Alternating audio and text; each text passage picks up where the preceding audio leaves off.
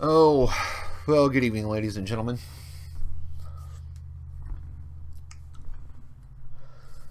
I been doing some research on this democide issue, and I took a look at a couple of sites on democide by communism versus democide by capitalism. Now, capitalism's a bit harder to determine where the murder actually occurred. Now, capitalism is a economic structure. It's not a government. It's not a form of government. Okay? It is an economic structure by which most democracies operate. Not all, but most. Others rely more on an open bartering system, which bartering is part of capitalism, but when you're talking open bartering, it means good for good. It doesn't mean dollar for good or yen for good or won for good or anything else. It's an open bartering of 1 pound of this equals 1 pound of that. Okay. Or 2 pounds of this equals 1 pound of that, basically. That's what an open bartering system is. You know, a pound of wheat equals 1 chicken. Right? That's open bartering. A good for a good. Now, in a lot of cases in early America, up until even the 19 teens, America wasn't a true capitalist society, meaning that there were certain goods and services you couldn't get without being able to provide other goods and services.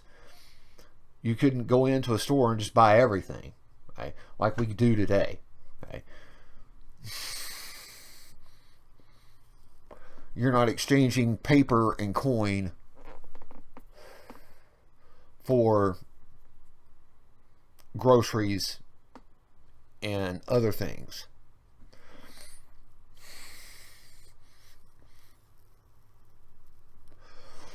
So, let's say that the capitalists doing the survey, let's say that the researchers here doing the survey inflated the numbers. Okay? Let's say that the numbers of death by communism are inflated. Let's say, okay, because they're saying there's 100 million. If we knocked out the famine, then there would be probably 8 to 12 million if you knocked out the famines in the Soviet in the communist countries. Why do they count those numbers? Well, number one is that when communism comes in and they take over the farms and everything else, the farmers who basically try 90% of the time to be good stewards of the land are forced to no longer be good stewards of the land. Okay?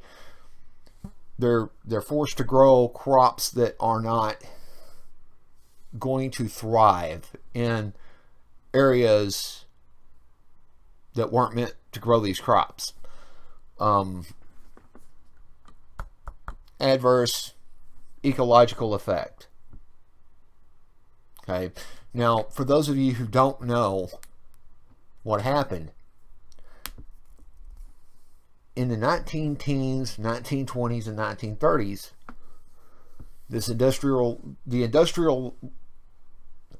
the industrialization of the American farm happened. Okay, it happened much later in communist countries than it did in America and in capitalist societies. Now, where is all the wheat, corn, and everything else grown? It's grown in the Great Plains. What's the problem with the Great Plains? Is moisture is not always counted upon, and everybody accounted for, or everybody counted on it. The rains were regular for a real long period of time, and then all of a sudden, the ground started drying up because there wasn't as much rain falling. Well, this was an environmental shift that occurred, that still occurs to this day, where the Midwest will get hit with a drought. Okay? What compounded the drought, especially in Oklahoma and Nebraska, Kansas, Texas,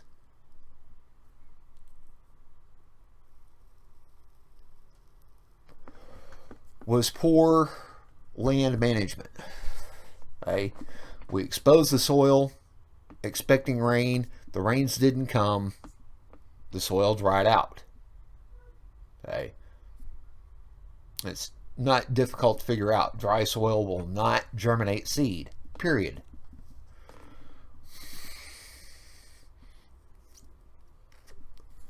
Now,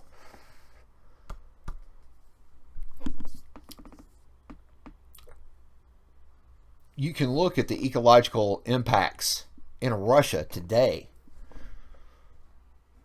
and it doesn't take very long to figure out, well, you know, they diverted several rivers, or a couple of rivers, I think it was 2 rivers, to create their dry sea lake.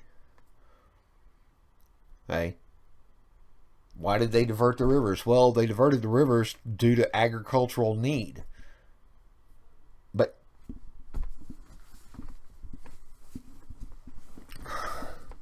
let me pull that up real quick.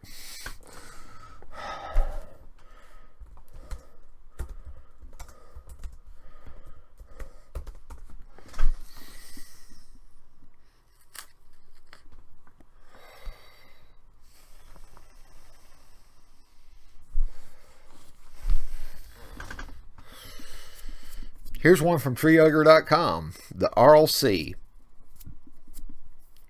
Okay.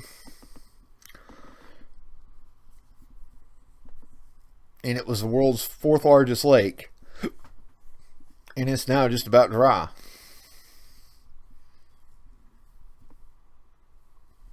Okay. And it's in Uzbekistan.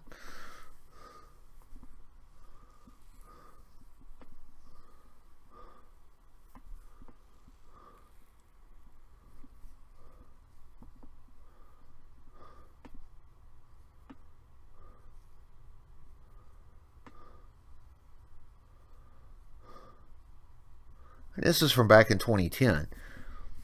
Okay. In Texas, we diverted a lot of the water out of the Trinity, out of the Brazos, out of the Sabine. Well, those rivers just about, you know, they were in serious trouble. Okay. Now, they weren't in as nearly as much trouble as, you know, what the RLC was. Okay.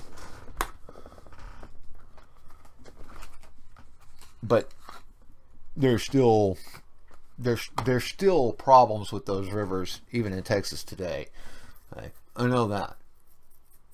All right. Because they don't have the water flow as, say, like a Niagara or a Mississippi, or, you know, any of the rivers that start further north. If the rivers started in those states, they probably aren't navigable. And if they weren't used for navigation, they were used for irrigation, which is what happened to the RLC. Okay.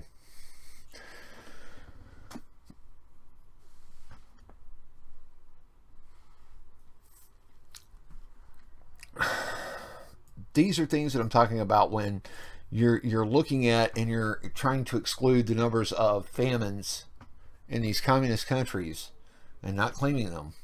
Okay. Because the communist governments do not claim those as deaths due to communism, and no communist will stand by those numbers. They will deny those numbers. Okay. Now let's get into capitalism real quick. Now, much on the same as famines that have killed people, and if you exclude the famines, then that number shrinks way down, and I agree with you. But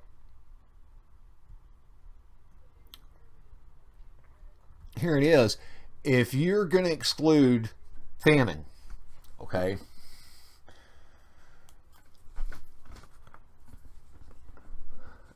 and we exclude the wars, okay. Now this guy excludes World Wars 1 and 2, okay. World War I wasn't against fascism or communism. World War I was simply a war between governmental states, okay.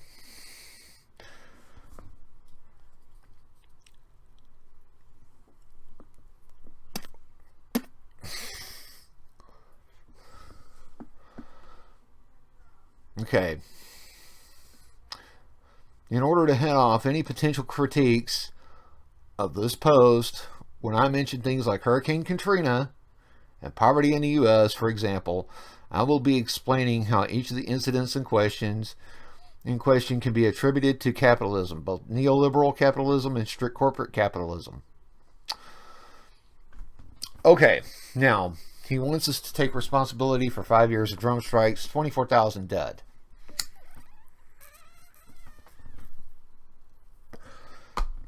And he lists 11 and 12 here as his citations. So let's go take a look at 11 and 12.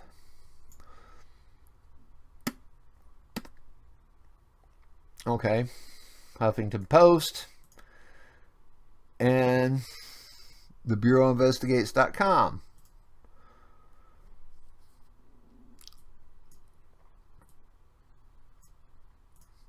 Okay, this is HuffPost Politics. Give it a second. I'm on a real slow internet.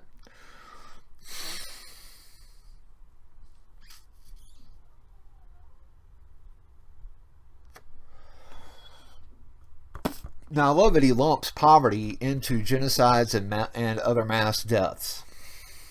Okay.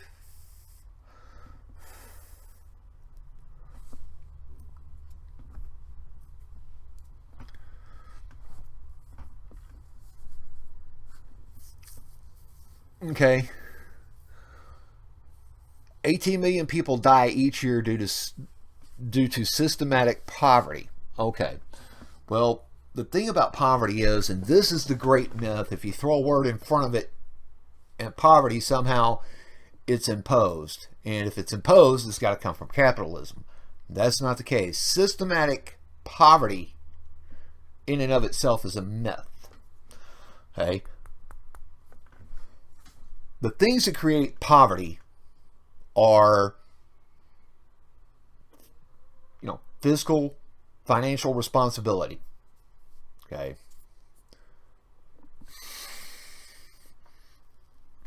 Being poor with money, being bad with money. Meaning that instead of putting 20% of your paycheck in the bank in a savings account somewhere, you cover your immediate need, food, shelter, housing, and then you go blow it on a $100 pair of tennis shoes just to keep up with the Joneses down the road. Okay. Not realizing that the Joneses are 20 years older than you and probably have more in savings than you'll ever make in your lifetime, because they've been saving all their lives. Now, so poverty isn't truly systemic.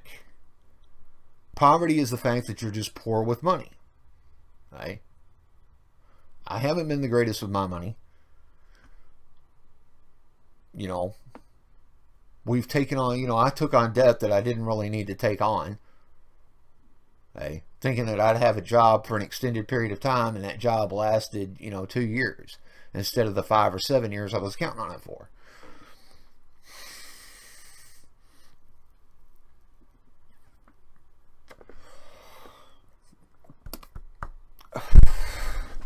Okay. So let's go up here.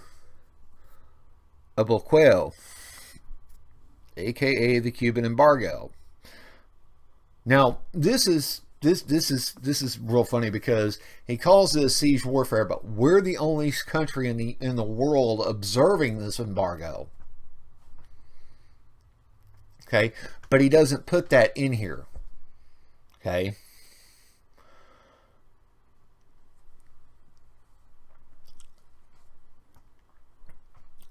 Now, Cuba's economy has improved a little bit, and it did improve in the mid-90s.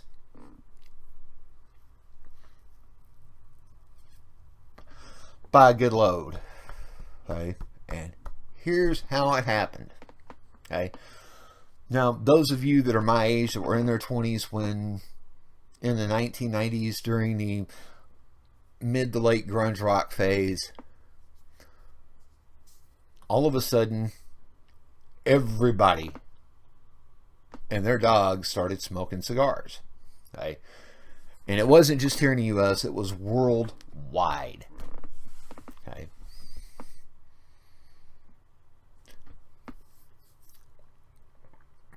The rarest of Cuban cigars got even more rare, and everybody who had backstock of cigars already manufactured, waiting to be boxed and rushed out, or boxed, sold, and shipped out, all of a sudden all of those cigars got sold, boxed, and shipped out. And then all of a sudden tobacco became really, really scarce for 2 or 3 years. Okay? During the peak of the cigar situation, Cuba was one of the main exporters of cigars, and it's a little island nation.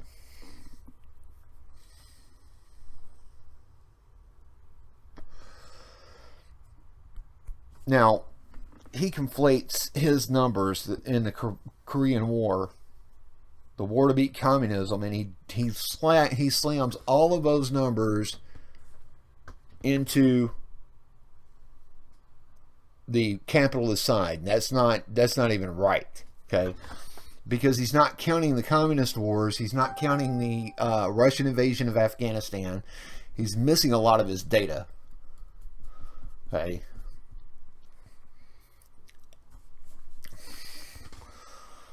He wants to blame the U.S. for the Iran-Iraq war, which was fought between two fundamentalist states.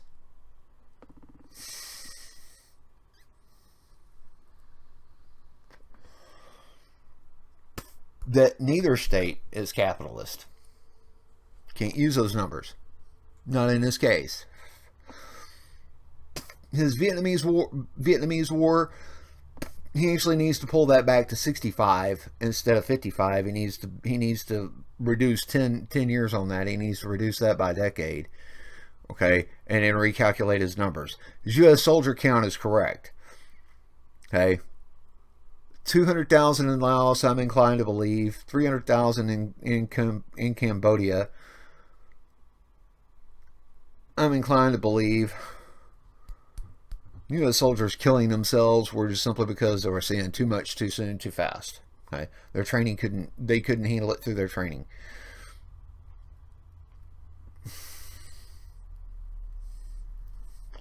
I think his numbers for the U.S. sanctions against Iraq are inflated, hyperly inflated, because we don't know what those numbers truly were. We know what Iraq was putting out, and that was pretty close to the number that Iraq put out before the beginning of the Second Gulf War. Okay.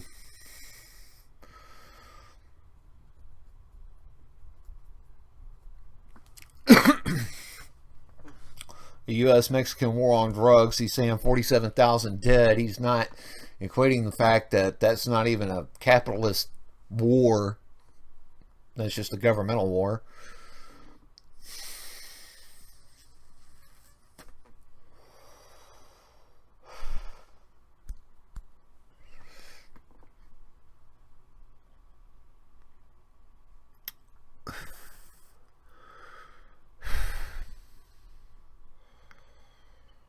The Syrian war, and he blames the entire cause on the funding of Syrian rebels. Well, that war was going to take place regardless.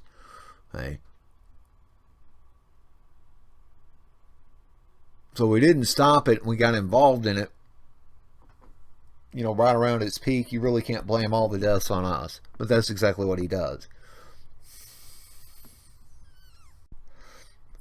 So, if this guerrilla ontologies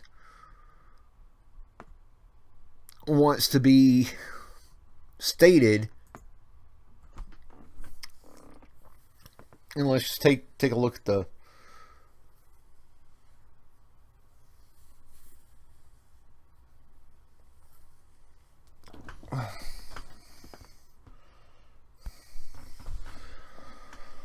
Taking some of the numbers here, and I think this comes from one of his yeah,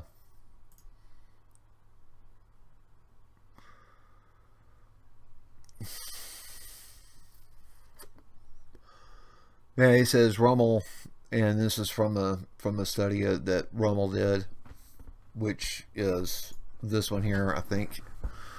Yeah, by R.J. Rummel. Okay. And he tries to debunk some of Rommel's numbers, but he's not counting everything everywhere. He's just strictly counting Germany. You can tell by the way he counts his numbers, and one only has to look at that. So essentially, his attempts have just absolutely failed. Okay. If I can debunk it, I don't have a college degree. I don't have, any real dog in this fight. If I can debunk this, then how can you not? I mean, honestly. Okay. If you went and included everything, and he blames capitalism on Katrina, or blames Katrina on capitalism. He blames, everything. Katrina was simple. Katrina was a simple order that was ignored by a multitude of people. And it wasn't just in Louisiana. It wasn't just in New Orleans. It was ignored all across the Gulf states, from Texas to Alabama. Okay.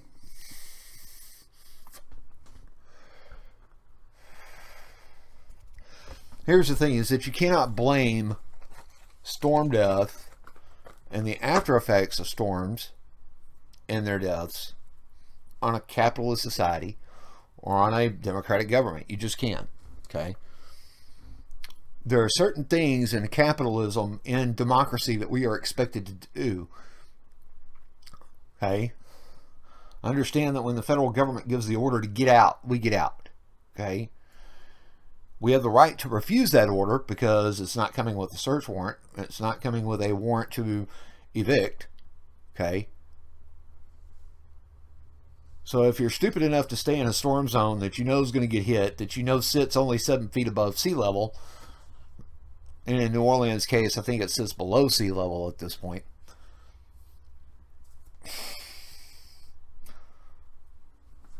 Why do you stay? Why do you stay in an area you know is going to get flooded out? Don't anticipate stuff that's 50, 60 years old, the dams, dike systems that are 50, 60 years old, to hold. Okay? They won't. Okay?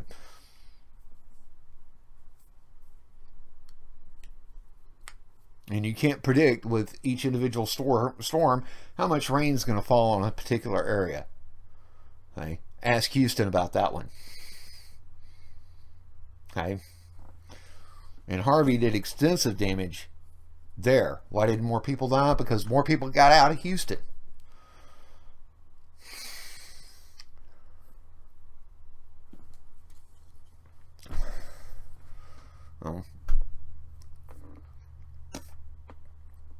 Simply put, tell them, hey, part of the reason for the famines in the communist countries was because the communist government took over the farms and ordered what was to be planted, when, where, and how. Okay. That's what you do. That's how you deal with it. That's exactly how you deal with it. Ladies and gentlemen, I'm a repentant conservative. I greatly appreciate you watching. Y'all stay safe. 7-3, we'll see you down the log.